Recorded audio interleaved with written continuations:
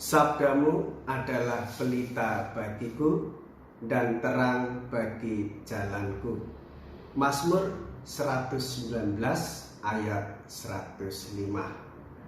Salam damai bagi Bapak Ibu Saudara-saudari sekalian. Dalam video yang kedua ini saya tetap akan membahas tentang kitab suci sebagai buku iman, buku pedoman inspirasi kehidupan seluruh umat, secara khusus umat Kristiani. Saya membawa beberapa buku. Ini buku kitab suci yang menjadi pegangan hidup beriman kita. Lalu yang kedua, ada kitab suci cerita-cerita Alkitab, dan di sini disertai dengan gambar animasi yang membantu kita untuk semakin masuk dalam isi kitab suci. Dan yang ketiga ini, Bible, kitab suci bagi kaum muda atau siapapun yang diberi keterangan-keterangan untuk memudahkan kita semakin mengenal isi kitab suci, semakin mengetahui kehendak Allah di dalam keselamatan bagi kita semua.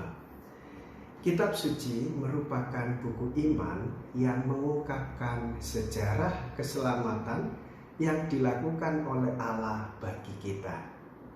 Kita menyatakan diri sebagai orang beriman, ditandai dengan adanya persetujuan pikiran, ditandai dengan adanya persetujuan dari dalam batin, dan juga sesuatu yang ada di dalam kitab suci yang kita miliki ini adalah benar tanpa perlu adanya bukti secara positif. Karena kita mengimani apa yang ada di dalam kitab suci adalah pewahyuan Allah melalui para nabi dan orang-orang yang dipilihnya. Kita menginginkan hidup bahagia bersama dengan Tuhan, supaya kita terbebas dari segala celaka, kematian, maut, dan dosa. Maka kita menyerahkan diri kepada Tuhan Allah dengan catatan menjalankan 10 perintah Allah, dan kita menyatakan diri sebagai umat Allah. Kalau kita mau mengikuti Tuhan dan ajaran-ajarannya yang tertuang dalam kitab suci, atau kita tidak mau menjadi umat Allah, atau tidak mau taat kepada perintahnya, maka saudara-saudari, yang terjadi adalah kita hidup di dalam dosa, dan kita akan mengalami kematian. Lama-lama kita dijauhkan dari Tuhan, lama-lama kita akan jauh dari impian untuk masuk surga. Ambil satu contoh peristiwa bangsa Israel. Kalau Israel tidak mau menjadi taat, menjadi umat, menjadi bagian dari anak-anak Allah, mereka tetap di bawah penjajahan bangsa Mesir yang dipimpin oleh Raja Firaun. Maka kita ketahui bahwa Mesir itu penyembah dewa-dewa. Maka orang yang tidak mengenal Allah seringkali disebut kafir, bermula dari Firaun, tidak mengenal Allah tetapi hanya tunduk kepada dewa-dewa yang mereka buat. Kalau tidak mau taat kepada Tuhan, kita jatuh di bawah penjajahan dosa, maka kita mengalami kematian. Saudara-saudari, sejak lahir kita sama-sama sebagai manusia ternyata sudah diikat di dalam perjanjian dengan Tuhan kita. Perjanjian itu adalah Dia sebagai Allah yang maha kuasa, dan kita ini adalah umatnya. Dia sebagai Bapa dan kita ini adalah anak-anak angkatnya. Pernyataan ini mau mengungkapkan bahwa sungguh Allah terus-menerus dari hari ke hari dalam situasi apapun, baik suka maupun duka, Allah tetap menyertai. Allah tetap memelihara, Allah tetap melindungi sampai akhir zaman.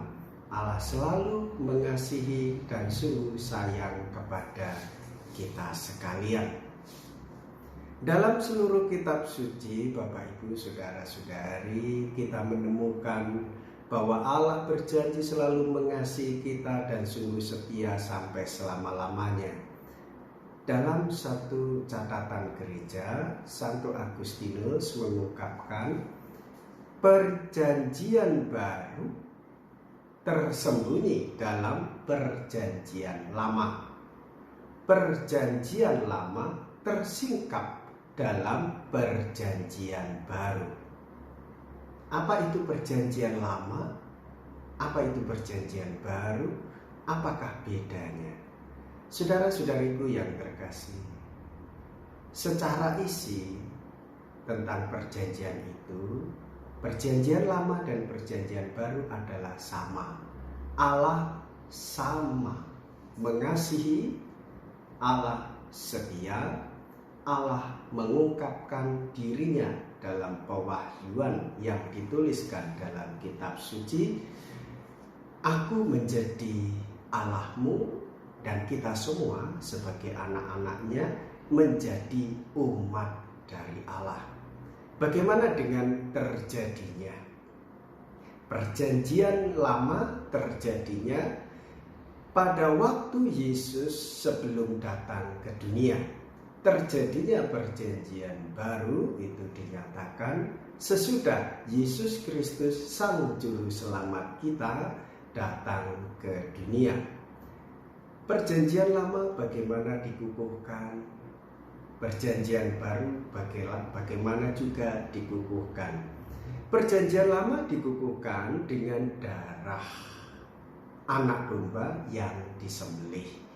Sedangkan perjanjian baru dikukuhkan dengan Yesus Kristus, Putra Allah yang adalah anak domba Allah sebagai kurban diri dari Allah yang menjadi manusia untuk keselamatan manusia, kita juga umat yang dikasihi. Saudara-saudari dan para devosan sekalian, setelah kita mengenal bagaimana perjanjian lama dan perjanjian baru itu dikukuhkan, pelaksanaannya bagaimana?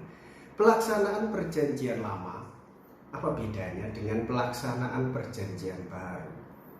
Di dalam perjanjian lama, Allah mengasihi dengan kesetiaan kepada umatnya. Namun titik persoalannya, kisah dalam perjanjian lama justru manusia yang kurang mengasihi Allah, justru manusia yang kurang setia kepada Allah, justru manusia yang lari atau berbalik dari Allah. Allah mengasihi dan setia, namun manusia mengkhianati cinta kasih kesetiaan dari Allah. Sedangkan pelaksanaan perjanjian baru, saudara-saudari, terjadi satu keseimbangan. Keseimbangannya Allah mengasihi, Allah setia kepada manusia. Perjanjian baru, manusia juga mengasihi dan manusia juga setia. Bagaimana itu tampak, itu kelihatan? Itu tampak dan kelihatan di dalam diri Yesus Kristus sebagai manusia. Dia mewakili seluruh umat manusia yang mengungkapkan kasihnya, mengungkapkan kesetiaannya, mengungkapkan pengorbanannya, dan menumpahkan darahnya demi keselamatan seluruh umat manusia. Siapapun diselamatkan oleh Yesus. Tinggal dalam perjanjian baru ini, bagaimana kita mengimani Yesus Kristus sebagai Tuhan sebagai Sang Juru Selamat, sebagai Dia yang menyertai kehidupan saya. Nah, saudara-saudariku yang terkasih, dengan demikian kita sedikit mengetahui apa yang ada di dalam kitab suci. Kita semakin mencintai, kita semakin mengasihi Allah. Bagaimana penerusan wahyu ilahi dalam kitab suci? Saya ambil satu referensi dari buku Katekismus Konsili Vatikan yang kedua, bagaimana penerusan wahyu ilahi itu dinyatakan kepada kita sampai kita memegang kitab suci sebagai pewahyuan Allah yang mau menyertai kita semua. Dalam kebaikannya Allah telah menetapkan agar supaya apa yang Ia wahyukan demi keselamatan semua bangsa harus tetap utuh sepanjang segala masa dan diteruskan kepada semua turunan. Sebab itu, saudara-saudari, Kristus Tuhan yang merupakan penyelesaian seluruh wahyu Allah yang maha tinggi. Dan ini tertulis dalam 2 Korintus bab 1 ayat 20 dan bab 3 ayat 16 sampai dengan bab 4 ayat 6. Memerintahkan kepada para rasul agar mewartakan kabar gembira atau kabar sukacita Injil. Kabar gembira itu telah dijanjikan sebelumnya melalui para nabi dan digenapi oleh pewartaan Kristus sendiri di muka umum kepada semua orang tanpa terkecuali, kita tanpa terkecuali orang-orang yang tidak mengenal Kristus. Kabar gembira itu diwartakan sebagai sumber segala kebenaran dan menyelamatkan maupun sebagai ajaran kesusilaan. Saudara-saudari, dengan demikian anugerah-anugerah ilahi itu dibagikan kepada semua orang. Inilah sukacita bagi kita semua. Memang tugas ini telah dilaksanakan dengan setia oleh para rasul yang diteruskan di dalam gereja Katolik dengan pewartaan lisan, teladan hidup, dan penetapan-penetapan. Para rasul meneruskan apa yang mereka terima dari mulut Kristus sendiri, dari pergaulan serta karya-karyanya. Begitu juga apa yang mereka pelajari dengan ilham, inspirasi dari Roh Kudus sendiri. Hal ini dilakukan juga oleh para rasul dan para murid-muridnya yang diilhami oleh Roh Kudus supaya mencatatkan pengalaman personal kelompok yang diterangi oleh Roh Kudus di dalam tradisi tertulis, yaitu dinyatakan dalam kitab suci seperti yang sudah kita miliki bersama ini. Nah, saudara-saudari, bagaimana Tuhan mengilhamkan para pengarang-pengarang kitab suci. Dalam catatan Katekismus Konsili Vatikan kedua diungkapkan, untuk menyusun kitab-kitab suci Tuhan telah memilih manusia-manusia tertentu. Jadi ini inisiatif dari Tuhan. Dengan memanfaatkan bakat dan tenaga mereka masing-masing, Tuhan mempergunakan mereka sedemikian rupa sehingga mereka yang adalah orang-orang pilihan dari Tuhan sebagai pengarang sungguh-sungguh mencatat semuanya dan tidak lebih daripada itu yang dikehendaki oleh Tuhan. Sebenarnya Tuhanlah yang bertindak di dalam dan dengan pengantaraan mereka. Demikian saudara-saudari, dan saya juga akan menambahkan sebagai pengetahuan kita pembagian dalam kitab suci.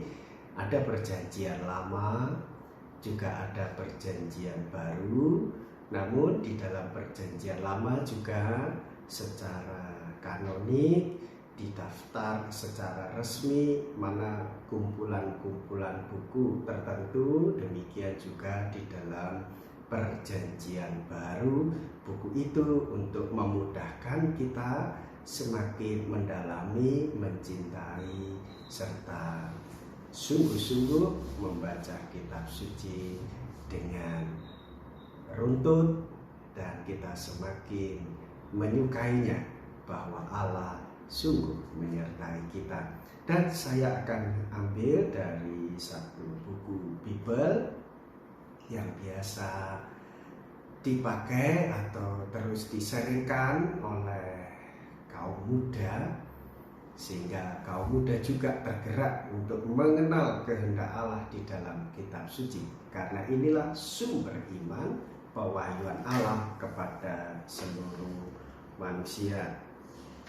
Di dalam kitab suci perjanjian lama dibagi beberapa bagian. Kitab Taurat, ada kitab sejarah, ada kitab kebijaksanaan, dan kitab para nabi.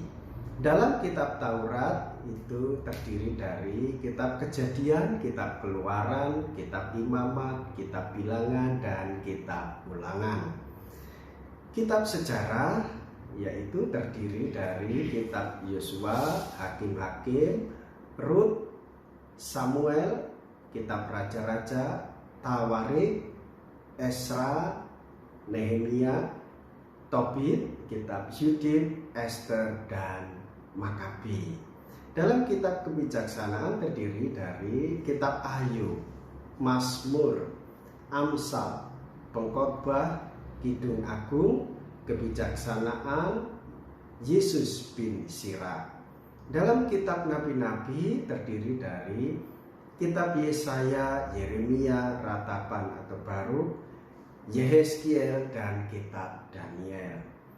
Nah, saudara-saudari, kitab ke-12 Nabi itulah yang tertulis. Dan sekarang di dalam perjanjian baru, bagaimana kita mengetahui pembagiannya, yaitu Injil sendiri. 12 murid, yang beberapa murid menuliskan Injil menurut Matius, itu murid dari Tuhan Yesus. Dan kita tahu juga Injil menurut Markus, Injil menurut Lukas, dan Injil menurut Yohanes.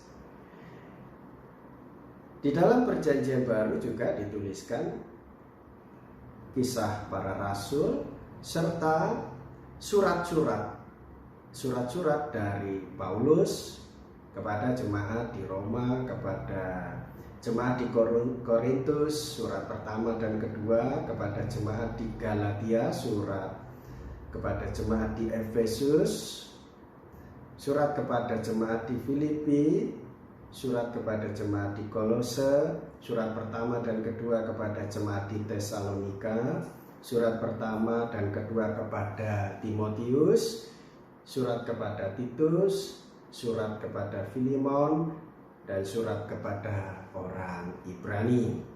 Surat-surat Katolik yaitu surat Yakobus, surat pertama Petrus, surat kedua Petrus, surat Yohanes yang pertama dan yang kedua dan yang ketiga, serta ada surat Yudas. Dan yang terakhir, saudara-saudari, dalam perjanjian baru ada kitab Wahyu yang mengungkapkan secara apokaliptik impian, kisah tentang karya keselamatan supaya manusia semakin beriman kepada Tuhan. Nah, Bapak Ibu, saudara-saudari yang dikasihi oleh Tuhan, dan para devosan komunitas-komunitas hidup doa, hidup karya sosial kitab suci ini tetap menjadi pegangan bagi kita semua, supaya kita di dalam hidup keseharian, di dalam iman, di dalam ajaran moral, seturut dengan apa yang diajarkan oleh Gereja Katolik, dan ini menjadi sumber inspirasi bagi kita supaya terus-menerus berani untuk melayani, berani untuk menderita, berani untuk mengorbankan diri, dan juga berani bangkit bersama dengan Yesus Kristus yang lebih dahulu mencintai kita dan mengorbankan kita untuk keselamatan banyak orang. Semoga ulasan kitab suci ini menjadi inspirasi bagi kita semua dengan tujuan: satu, mengenal kehendak Allah; dua, semakin mendasarkan diri sejalan dengan gereja; yang ketiga, membawa sukacita kabar baik kepada semua orang, bahwa kita memiliki Allah yang sungguh setia, Allah yang sungguh menyertai, Allah yang sungguh ingin merangkul semua orang sebagai anak-anaknya masuk di dalam citra dan gambar Allah. Berpikir seturut kehendak Allah, merasakan dengan hati penuh kasih sayang seturut hati kudus Yesus, sehingga di dalam tugas perutusan kita sesuai dengan apa yang Allah kehendaki Yesus Kristus jalankan di dunia ini. Saudara-saudari, kita sungguh bersukacita. Damai Tuhan bersamamu. Sekian dan terima kasih.